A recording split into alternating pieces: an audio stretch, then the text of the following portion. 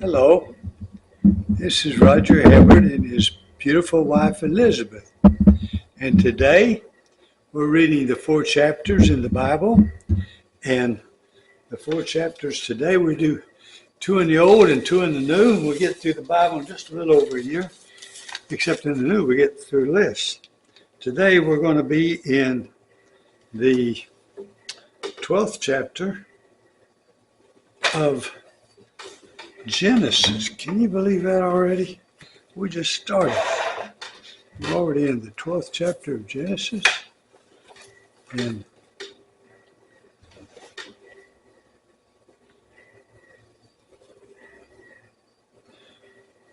no, we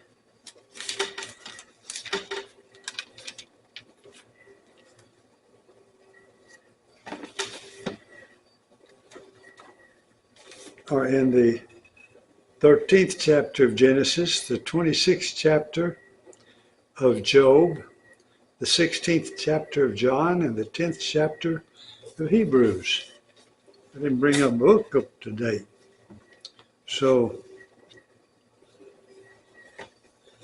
the 13th chapter of Genesis, here we go. So Abraham went up from Egypt, he and his wife, and all that he had, and Lot with him, into the Negev. Now Abram, he's not Abraham yet, Abram was very rich in livestock, in silver, and in gold, and he journeyed on from the Negev as far as Bethel, to the place where his tent had been at the beginning, between Bethel and Ai, and to the place where he had made an altar at the first, and there Abram called upon the name of the Lord. And Lot, who went with Abram, also had flocks and herds and tents, so that the land could not support both of them, dwelling together, for their possessions were so great that they could not dwell together. And there was strife between the herdsmen of Abram's livestock and the herdsmen of Lot's livestock. At that time the Canaanites and the Perizzites were dwelling in the land.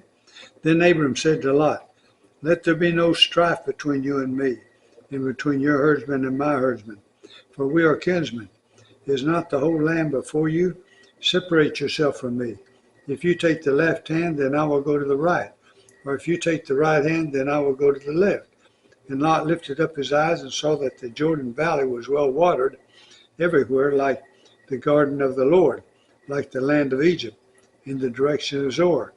This was before the Lord destroyed Sodom and Gomorrah. So Lot chose for himself all the Jordan Valley, and Lot journeyed east. Thus they separated from each other.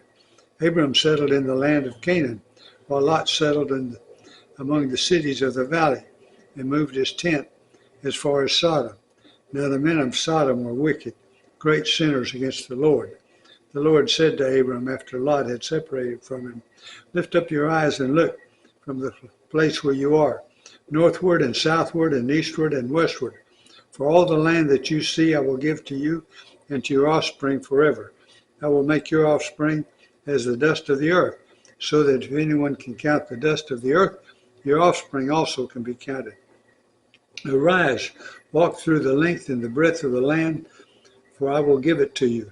So Abram moved his tent and came and settled by the oaks of Mamre, which are at Abram, and there he built an altar to the Lord. And now we go to the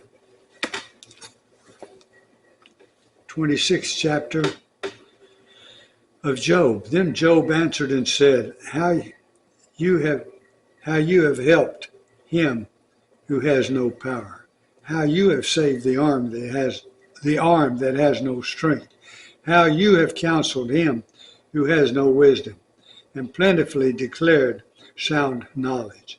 With whose help have you uttered words, and whose breath has come out from you? The dead tremble under the waters, and the inhabitants. Sheol is naked before God, and Abaddon has no covering. He stretches out the north over the void, and hangs the earth on nothing. He binds up the waters in his thick clouds, and the clouds is not split over under them. Isn't that amazing how long he's kept the world in perfect orbit and all? He covers the face of the full moon and spreads over it his cloud. He has inscribed a circle on the face of the waters at the boundary between light and darkness. The pillars of heaven tremble and are astounded at his rebuke. By his power he stilled the sea. By his understanding he shattered Rahab. By his wind the heavens were made fair. His hand pierced the fleeing serpent. Behold, these are but the outskirts of his ways, and how small a whisper do we hear of him. But the thunder of his power, who can understand? And now we go to the 16th chapter of John. I have said all these things to keep you from falling away. They will put you out of the synagogues. Indeed, the hour is coming when whoever kills you will think he is offering service to God. And they will do these things because they have not known the Father, nor me. But I have said these things to you, that when the hour comes, you may remember that I told them to you. I did not say these things to you from the beginning, because I was with you, but now I'm going to him who sent me, and none of you asked me, where are you going? But because I have said these things to you, sorrow has filled your heart. Nevertheless, I tell you the truth. It is to your advantage that I go away. For if I do not go away, the Helper will not come to you. But if I go, I will send him to you. And when he comes, he will convict the world concerning sin and righteousness and judgment. Concerning sin, because they did not believe in me. Concerning righteousness, because I go to the Father, and you will see me no longer. Concerning judgment, because the ruler of this world is judged. I still have many things to say to you, but you cannot bear them now. When the Spirit of truth comes, he will guide you into all the truth. For he will not speak on his own authority, but whatever he hears he will speak, and he will declare to you the things that are to come. He will glorify me, for he will take what is mine and declare it to you. And all that the Father has is mine. Therefore I said that he will take what is mine and declare it to you.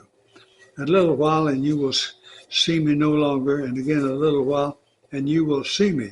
So some of his disciples said to one another, what is this that he says to us? A little while and you will not see me, and again a little while and you will see me. And because I am going to the Father. So they were saying, what does it mean by a little while? We do not know what he is talking about. Jesus knew that they wanted to ask him, so he said to them, is this what you are asking yourselves, what I meant by saying a little while and you will see me, and again a little while and you will see me? Truly, truly, I say to you, you will weep and lament, but the world will rejoice. You will be sorrowful, but your sorrow will turn into joy. When a woman is giving birth, she has sorrow because her hour has come. But when she has delivered the baby, she no longer remembers the anguish for joy that a human being has been born into the world. So also you have sorrow now, but I will see you again, and your hearts will rejoice, and no one will take your joy from you. In that day you will ask nothing of me. Truly, truly, I say to you, whatever you ask of me, the Father in my name, he will give it to you. Until now you have asked nothing in my name. Ask and you will receive, that your joy may be full. I have said these things to you in figures of speech.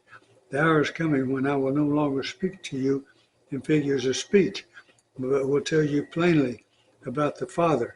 In that day you will ask in my name, and I do not say to you that I will ask the Father on your behalf, for the Father himself loves you, because you have loved me and have believed that I came from God. I came from the Father and have come into the world, and now I'm leaving the world and going to the Father. His disciples said, oh, now you are speaking plainly and not using figurative speech. Now we know that you know all things and do not need anyone to question you. That is why we believe that you came from God. Jesus answered them, do you now believe? Behold, the hour is coming. Indeed, it has come when you will be scattered, each to his own home, and will leave me alone. Yet I am not alone, for the Father is with me. I have said these things to you, that in me you may have peace in the world. You will have tribulation, but take heart, I have overcome the world. You know, he has said many times that he was going to be spit upon and crucified and all, and they couldn't understand that. And even to this point, they're still not understanding that he is going to have to suffer that. They probably thought he was just going to go up into the air to see the Father. Okay, and now we go to the 10th chapter of Hebrews. For since the law has but a shadow of the good things to come, instead of the true form of these realities, it can never, by the same sacrifices that are continually offered every year, make perfect those who draw near. Otherwise, would they not have ceased to be offered, since the worshippers, having once been clean, would no longer have any consciousness of sins. Hey, isn't that great? We have been cleansed, so now we should have no more consciousness of sins. But in these sacrifices, there is a reminder of sins every year, for it is impossible for the blood of bulls and goats to take away sins. Consequently, when Christ came into the world, he said, sacrifices and offerings you have not desired, but a body have you prepared for me. In burnt offerings and in offerings you have taken no pleasure. Then I said, behold, I have come to do your will, O God, as it is written of me in the scroll of the book. When he had said above, you have neither desired nor taken pleasure in sacrifices and offerings, and burnt offerings and sin offerings. These are offered according to the law. Then he added, behold, I have come to do your will. He does away with the first in order to establish the second. And by that will we have been sanctified through the offering of the body of Jesus Christ once for all. And every priest stands daily at his service, offering repeatedly the same sacrifices, which can never take away sins. But when Christ had offered for all time a single sacrifice for sins, he sat down at the right hand of God, waiting from that time until his enemies should be made a footstool for his feet. For by a single offering he has perfected for all time those who are being sanctified. And the Holy Spirit also bears witness to us, for after saying, this is the covenant that I will make with them. After those days, declares the Lord, I will put my laws on their hearts and write them on their minds. Then he adds, I will remember their sins and their lawless deeds no more.